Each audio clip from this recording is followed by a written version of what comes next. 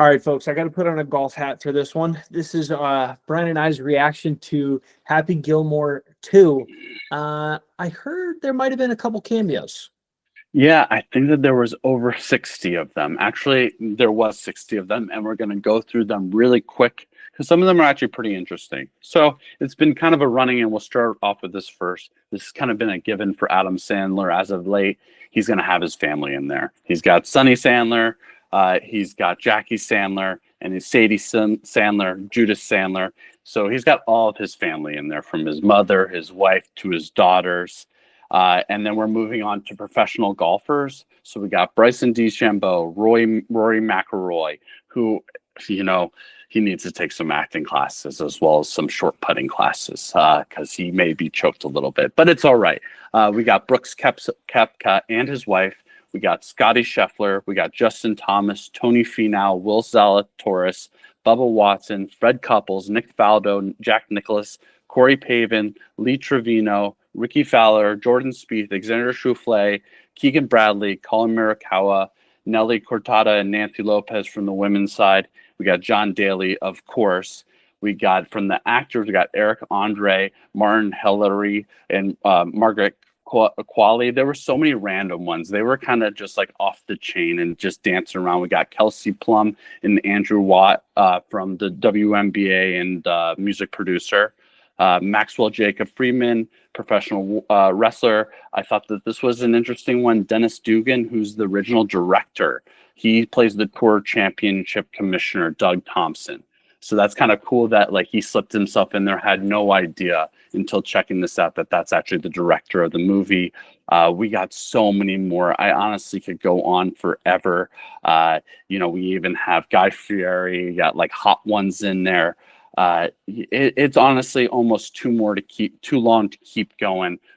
I want everybody to comment below who was the favorite cameo. We're going to get into our opinions and break down more about the Happy Gilmores, but first we just wanted to provide you all the facts. That had to be pretty expensive, Stephen. Did you get to look into those numbers? Yeah, so the first film cost $12 million, right? And they did have some cameos in there originally, which is pretty cool. Lee Trevino, Bob Barker who beat the right, crap. I actually watched Happy Gilmore 1, which is leaving Netflix at the end of the month, so get to check it out. I'm sure another streaming service will pick it up, but that was probably a pretty lucrative, the whole expense for Netflix as well. Sure. Well, if you sign Adam Sandler for a long-term deal, you're bound to get some good films. Oh. This one cost between $30 to $40 million. And I would say I'm very curious to know how much of that was covered by sponsors. So there's one scene where Shooter McGavin is drinking a Pepsi, and the Pepsi like couldn't be more obvious. Then with the scenes where they're having this golf tournament, in the stands are advertisements like you would see at a tournament, but those cost something too, right? Like, so US Bank. And then no Subway in it this time, right? Because Subway was a huge one in the first one. He did the commercial, but Subway's, I don't think I saw that in the second one. Was there? No, I don't think so. And didn't make the cut. Everybody made the cut, but not Subway. Ouch.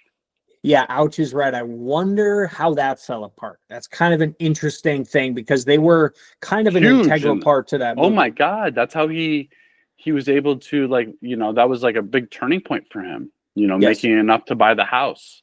And doing the commercial and acting and all that. But other things like the electric Rolls Royce. That was a very big part of the film, right? And then he ends up with this electric Rolls Royce. So I just was curious how much they were able to recoup. Maybe it was $40 million and they got 30 out of 40 to be paid for by sponsorships. It's possible because there was certainly a lot. It did feel very, very big in that regard from a product placement standpoint, but not enough where I think it ruined the film or took away from it. It was a little bit noticeable, but nothing too crazy. But I think the number 1 and 2 winners from this film is Bad Bunny and Scotty Scheffler. So if you think about Bad Bunny, I was watching this with some buddies. They didn't even know who he is. I was like, no, dude, he's the Justin Bieber of the world. Like, he's that popular. The Latino Break. or Dominican. Is it what? Jeez, I'm gonna get canceled. What's his nationality?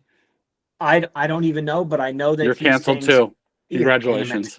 No, but he's so popular not only in America but all across the Yeah. world, Oh my breaking God. streaming number It's like records. Drake. So That type of global. there's no reason, if I was Bad Bunny's manager or agent, to say go do this, but he wanted to do it anyway, and I thought he did such a good job. I thought he was one of the better actors in the movie, period. And you know what, to jump in real quickly on the Bad Bunny. So Bad Bunny, he was in Bullet Train too. He's been doing this. Obviously, this is a bug that and an itch that he wants to scratch, is his acting. I think he did a pretty good job in Bullet Train, definitely compared to how other musicians and other like athletes who try to come into the different sphere and industry usually perform. He's head and shoulders above a lot of them. And I thought he wasn't going to do from the trailer. I was like, oh boy. Oh boy, at all these cameos. And he did a great job. He's really awkward as the caddy. He kind of was the same kind of ineffectiveness and naivete of like kind of the homeless man or the unhoused man that Adam Sandler uses as a caddy before he beats up the kid in the first one. So it was same in that vein, but I think he delivered in a different, fresh take. But he did a great job, and compared to how much some of the other golfers struggled on camera, in particular, Rory was just like, I don't know, it just was. But Scotty was so natural on there. He's just like such a relaxed dude. This dude just doesn't feel pressure, and this is another example of why he's winning as much as he does, because he's just not flustered. And cameras make people flustered. Obviously, I can tell why Rory shanks those putts. And I know this is getting into the golf world, but he gets nervous, and obviously gets nervous just off those takes he did. He doesn't know how to relax. And I'm no surprise. You could just look at their takes. You could just look at their takes and see how the difference of their mental capacity, not mental, but their mental fortitude, and why Scotty's winning so much. Because this dude is just himself, no matter the stage, whether it's on the green, on the 18th green at the US Open, or it's in Happy Gilmore 2. So that's about that. You know what? I will say, to segue into the next thing, this movie is getting ragged on, I think, right now. From what I see in like the comment section, before I even saw this, I was like, oh boy, everybody's like, it's crap. There's, here and there, people like being like, oh, it's not that bad, which I think helped, because Happy Gilmore 1 is a pretty legendary movie. So it's a tough act to follow there. And it's kind of like a lost, with the new cameras, the style's gone as well of that, that I think fit that campy and kind of loose humor. So, the expectations were high. So I think people who were expecting it to be Happy Gilmore 1 were obviously set up to be disappointed. But then I started to think that it was going to be crap and it was going to be horrible. And it was actually, it's completely different than Happy Gilmore 1, but I actually found myself liking it far more than I thought I was. There was definitely funny moments in it. It definitely wasn't like a great or like good movie in comparison to the first one. It's like they really go crazy on the cameos. It's actually fun with the cameos to a certain degree. There's some definitely some moments in it that are funny. It definitely feels like a different tone than the first movie, but I don't think that it doesn't work. I think if you're expecting it to be crap, you'll be surprised, and if you're expecting it to be the greatest thing ever, you're going to be disappointed. So like, get your bar real low and just expect something stupid and silly, and I think that you won't be too disappointed. But I could be wrong with that take. Stephen, let me know what you think. No, I think that's valid, and I think that despite it being kind of an average film, I thought there was a ton of laughs. So if you're judging it by that, you did your job correctly.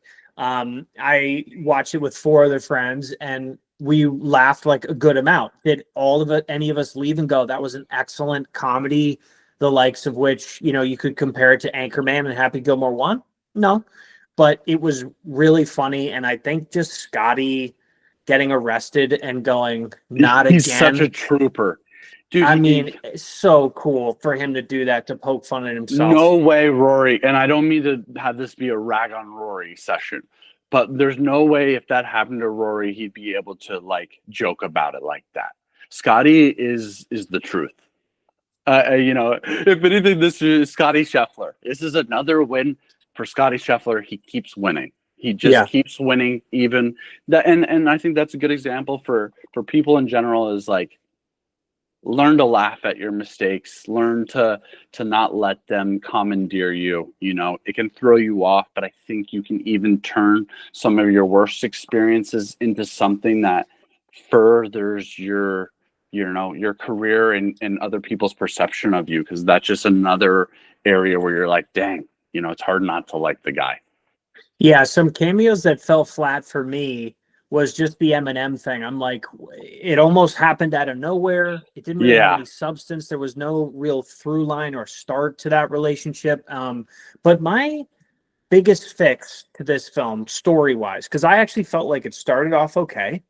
I was liking the visuals of it. Obviously, the director made Workaholics, so that's a perfect cast from a directing standpoint, is like, seasoned in comedy. Adam would have been great in this. Adam Devine. Sure, yeah, he would. I would have loved to see. I'd love that dude though, so I'm so biased. I think the biggest thing that they should have done story-wise is, instead of making this maxi league situation, just have some billionaire come in and pay and convince 5 of these golfers that are at the bottom of the tour to get that ligament surgery. And then they start tearing it up in the normal league. And then it's up to Happy to beat these cheaters without anybody knowing. And then at the end, everybody gets their comeuppance. I thought that would have been just so much cleaner, because the whole maxi league situation, the owner of that guy was cast pretty well. If there's anything I'm seeing that's unanimous out there, is that they did not like that guy at all, like the main bad guy. In addition, I thought the tour player that changes sides, I thought he was kind of weak too. It's just kind of seemed to fall apart. The AI kid, whatever, Oswald or it just seemed to fall apart a little bit as soon as we got into the maxi league stuff. But again, I think the winners are Bad Bunny and Scotty Scheffler, and I liked it. I didn't love it. I didn't hate it. Right down the middle. You know what, the hot take, and I'm gonna throw how I think I should have ended it, and no one's gonna agree with me, but I think it would have been better than what they went with.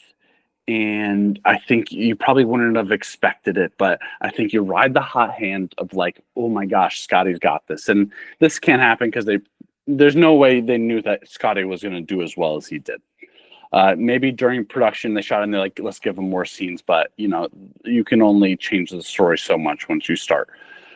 I think it would have been interesting to make the pros be like, all right, Happy's entering the league. Now these players are hitting it just as far as he is. And the pros are the bad guy, like Scotty.